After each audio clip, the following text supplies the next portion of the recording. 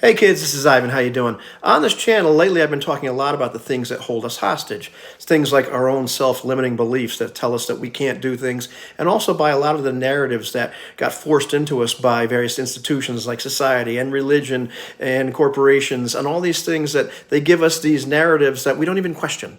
We just believe them.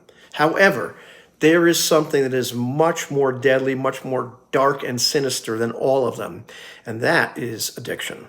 Addiction is the most insidious and deadly cage of them all. And until you break free from that one, you're never going to break free from any of the other cages. I don't believe that the disease of addiction is an actual force, but sometimes it helps to anthropomorphize it and say things like the disease wants to keep you in denial, which it absolutely does. It's really unique among diseases because it's a disease that tells you that you're fine, and it protects itself through your self-deception. You're in this cage and you won't even let yourself see it. Believe me, I've lived this. I know exactly what that's like. And addiction doesn't just appear out of nowhere. There is a huge genetic component. There is a proclivity to becoming an addict. That is a real thing. However, there's also the experiences you have as a child and trauma. But I believe there's also all these pressures we get from society, a society that wants us compliant and quiet and inauthentic and trained to obey and to numb ourselves out. And we get those pressures from everywhere. The schools I went to rewarded compliance over conformity. Religion and the culture gave me narratives that I wasn't supposed to question. I was just supposed to accept them. My peers and all the messages I got from society pretty much told me I wasn't good enough, that the real authentic me wasn't good enough, and what I needed to do was to conform and fit into this other box in order to be a worthwhile human being. We're constantly bombarded by advertising that tells us what we should buy. It makes us great consumers, and it also puts up these standards of people that we can't even get close to being, but it lets us know that we're no good unless we're just like that model or that superstar or whatever. Corporations profit from our emptiness, selling us all kinds of crap, and they also don't really pay us all that much, and financial pressures right now are ridiculous. And so the weight of all this indoctrination, all this pressure gets so heavy, and there's always a bottle or a pill or a syringe or take your pick to numb you out and take that pain away and make life bearable. And a lot of people turn to that. Life seems unbearable. The void is too loud. We have that feeling of meaninglessness. The pain that we feel is too sharp. And the system and the culture is suffocating. And when I was a kid, at age 11, I discovered alcohol and other drugs worked great. They took the pain away. They took the feeling of emptiness away. They made me able to handle and navigate life. They were a relief. It absolutely felt like freedom. They were the thing that I found peace and comfort in, and all of a sudden, they became my cage. Too many times society blames the addicts. I'm going to tell you that addiction is not your fault. Nobody wakes up one morning and says, you know what, I think I'd like to become an addict and burn my life to the ground. That just doesn't happen. We stumble into it because we're human, because we're vulnerable, because reality is really painful. And the culture that we're in, not only does it tell us that we're not good enough, but it absolutely pushes escape over authenticity. However, while addiction isn't your fault, what you do about it is definitely your responsibility. It's up to you to break the cage. Addiction isn't just about substances. In a real way, it's about identity. It makes you feel like you're hopeless, that you're helpless, the weight of all the guilt and shame, which I know way too well.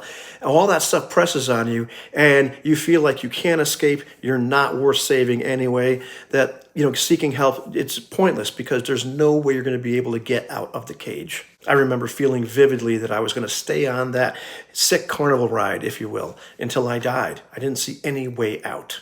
If you believe that lie, you're going to stay in the cage forever. And in a really sick, twisted way, that's part of what the system wants. Because if you're broken and compliant and just kind of numbed out, well, then you're kind of like a perfect member of society or a perfect worker for some corporations. They don't want you thinking anyway. They just want you showing up. The good news is recovery is possible. I'm not just saying that. I've lived it. The voice in your head that tells you there's no hope for you is lying. Freedom is real. It is really possible. It comes through time and hard work and honesty and the willingness to face not only the beliefs about yourself that come from you, but the beliefs that have been forced into you by society, all these other narratives, which in a lot of cases don't make you feel all that good about yourself. The beginning is tough. The first hours or days or weeks or months, they can be really tough as your brain is readjusting, as your chemistry is readjusting, as your attitude is readjusting. But you can get through that, and there is real recovery and peace on the other side. And you start to realize that you're out of that cage, and that's a beautiful thing. And once you've broken free from that cage of addiction, at some point you start to see that you can break free from other cages as well. And this may happen slowly. It certainly has happened slowly for me. There were various false beliefs and cages that I was in that I had to break one at a time and start to see and then realize that I could get out of them. Those cages of fear and conformity and false beliefs about yourself are all ones that you can escape as well with enough work. Addiction is not the only prison, but it's one that locks all the others from the inside. If you don't get out of that cage, you're not getting out of any of the other ones. So escaping the prison of addiction, if you find yourself there, that's the most important fight of your life. Until you break free from that cage, you can't escape any of the others, not the indoctrination of school and church or society. You can't break the chains of corporate control or government control or any of that stuff because you're still stuck in the cage of addiction. But once you escape that cage, you find that you can unshackle yourself from consumerism and from false beliefs about yourself and having to live up to some ridiculous expectation, and you can start to authentically be yourself. So if you find yourself there in that cage, don't let your mind convince you that it's forever, that it's hopeless. Reach out and get help. Help is available. Contact me, contact somebody else that can help you with the struggle. I found that there were plenty of people that had been where I was and had found a way out and were willing to help me do the same exact thing. I started to believe that I owed that to myself, and you owe it to yourself as well.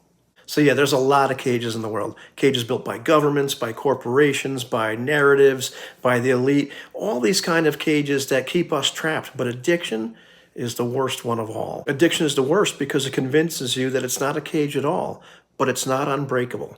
And once you break out of that one, you start to realize that you can break out of the others as well. Thanks a lot for watching, kids. I would love to hear your comments about this one. If this is something that you've experienced, if you're there now, whatever you have, I'd love to hear it. And if you like the video, go ahead and like it. Go ahead and subscribe if you want to subscribe. But thanks for watching. I wish you the best, and I'll talk to you later.